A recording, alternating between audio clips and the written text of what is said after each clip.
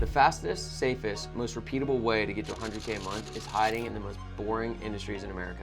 Businesses like painting, fencing, roofing, these unsexy businesses print cash if you follow the right steps. So today, I'm gonna walk you through the 6-step framework that I've used to take hundreds of total beginners from 0 to 100K a month in these boring businesses. It's the same playbook that my client Sebastian used to get to $127,000 a month by his 4th month in business. Step 1 is choosing the right business. You want something boring, high ticket, and non-urgent. Boring businesses are one of the fastest, most predictable ways to build wealth. Sebastian started his painting business December 27th, 2024. He sold his very first job on that day, and January, February, March, he did about $60,000 to $70,000 per month in sales, and by April, he did $127,000 per month in sales. What made it easy for him to do that is he wasn't selling software, he wasn't reinventing the wheel, he wasn't doing anything crazy or difficult. He was just tapping in to the demand that was already there. So in the home services, there's tons of these high ticket projects. Sebastian's average client pays $7,000 to him.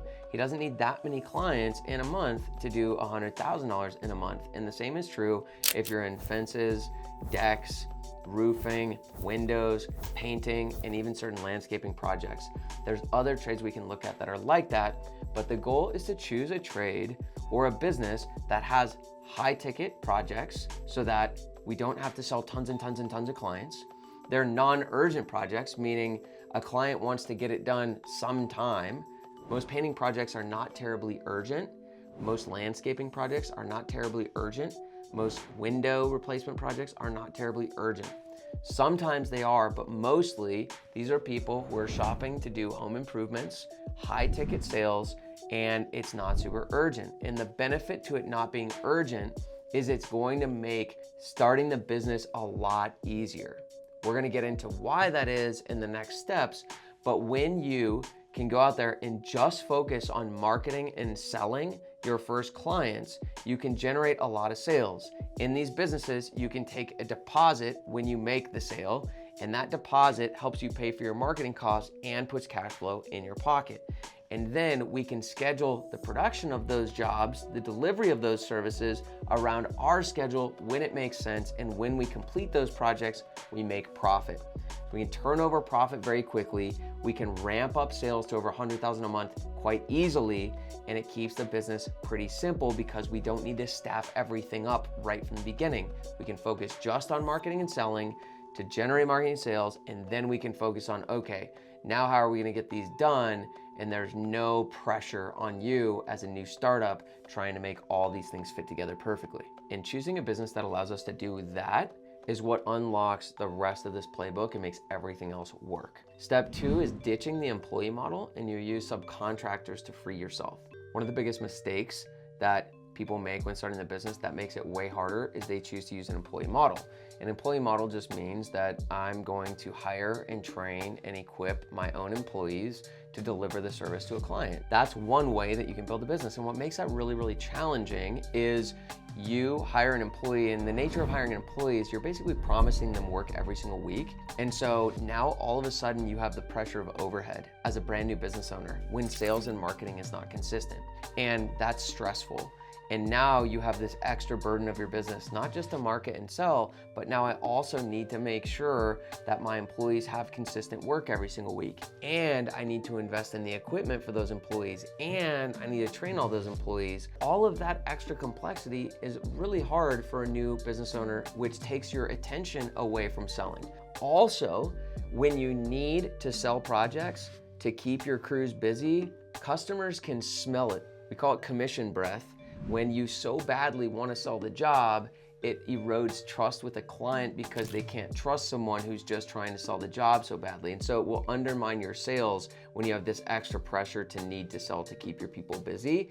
You'll also have a tendency to want to lower your price just to get the job, just to keep your people busy, which puts you in a vicious cycle that you can't get out of. So there's a lot of pressure and problems that get put on a business owner who chooses to use an employee model. Instead, you can use a subcontractor model where I'm going to go out and recruit a subcontractor to perform the service for my clients. The way it works is there are contractors out there who own a business. They own a landscaping business, roofing business, window installation business, and their business model is that you are the client. They don't want to do marketing. They don't want to do sales. They're not building the sales team, project management team, customer service team, office managers. No, they just do the work. And that's their business model. They have their own equipment. They already have their own crews that are trained up. They've got their own liability insurance and workers' comp, and they've been in the trade for a long time. And the benefit to using subcontractors is you can give them a job this week and no job next week. You can give them 2 jobs this week, none, and then 3. Now, ideally, you want to get to a point where it's nice and consistent with them too, but it takes all the pressure off of you. And finally, when you recruit subcontractors, oftentimes they already have 2 or 3 or 4 guys, so this saves you a ton of work.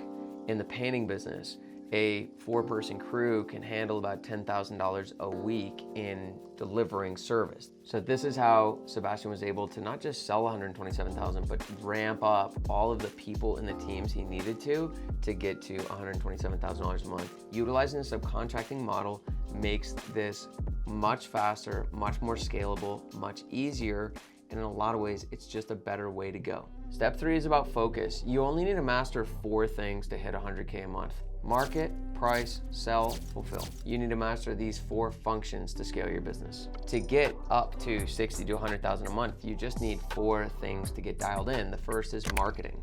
Marketing is all about doing really simple, basic things that work. And it's about hustle. You're gonna do things at the very beginning of your business that you don't have to do forever, but you have to do them at the beginning because nobody knows you yet and you don't have enough money yet to use money to market, so you need to use hustle. There are 4 or 5 things that work really well at the early stages of a business. One of them is gonna be door-to-door marketing. It's probably the #1 most effective, simplest thing that you can do that's guaranteed to get you results and fast. The people that I've seen grow the absolute fastest lean into door-to-door. You can also leverage lawn signs where you're dropping 25, 30 lawn signs every single week, same places, targeting the same neighborhoods, targeting the same grocery stores. Flyers, you're dropping flyers around the same hoods that you're knocking doors in and putting lawn signs around. You want a very small group of people to see you over and over and over again. And these things start to work better and better the more you do them. Next up is lead services like Angie. Not a huge fan of Angie. Most people aren't, but at the very beginning, it's a way to get some clients, and then you've got a job in a neighborhood and you can start to get referrals off that job. And then the 5th thing that you can do, if you have some money to leverage and you have a resource that can help you do this the right way, you can leverage Facebook ads. Facebook ads are working really well right now, and especially for a small business, it's really easy to make Facebook ads work well for you if you're willing to spend the money and do it the right way. So once we're starting to do these real fundamental things, we're gonna be generating appointments every week to quote jobs. So first we need to do the marketing to generate appointments. Then we need to figure out our pricing. We'll talk about that in a minute. And then we've got a basic sales process that separates you from the competition so you can still win jobs even if you're early. And we just got to get a basic sales system in place because in the trades and in these boring businesses, most people don't have a sales process. So it's really easy to compete. And then once we've got all that worked out, we have subcontractors who can deliver on those projects. And all we need to do is enough marketing, and then we sort out the sales thing to turn them into book jobs, and then we get good at finding a couple subs. The biggest mistake people make is they don't do enough volume on the basics and they overcomplicate things at the beginning. You can get to $100,000 a month in 60 to 120 days if you just go really hard on these 4 things. Step 4 is getting your pricing right, not later, but right now. You need to price yourself like a multi-million-dollar company, even if you just started. You need to get your price right. You should price yourself like a massive company, even if you're just getting started. So David was a client of mine a few years back, and when he started working with me, I immediately said, all right, man, so first things first, raise your price. And so the next couple weeks, he went through a little sales training, and he implemented the new way to estimate, which is higher prices. And he walked in the house, and he showed them the contract, and they went, oh, that looks great. And they signed the job. And he made an extra $2,000 right there just because you priced right. You don't want to price yourself low just because you got started, because as a new business owner, you have a benefit you can sell that the giant companies can't sell. If big companies are charging that, then small companies can charge that because customers are willing to pay that, but we need to sell a different benefit. Whereas a big company can say, we've been around forever, look at our reviews, look at all this. You can say, I know I'm small, I just got started, but look, here's my history. This is my promise to you. I'm gonna be the one you're working directly with. You're not gonna be getting passed from one person to another person to another person at some big company.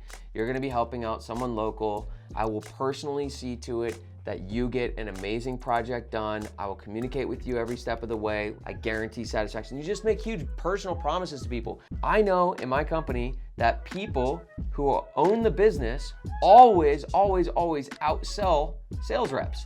And when you're competing against big companies, you're the owner competing against sales reps. I even have clients I coach in my town who beat my companies at estimates because they're small and they're the owner, and people would rather hire the owner. So from the very beginning, you've got to price yourself right.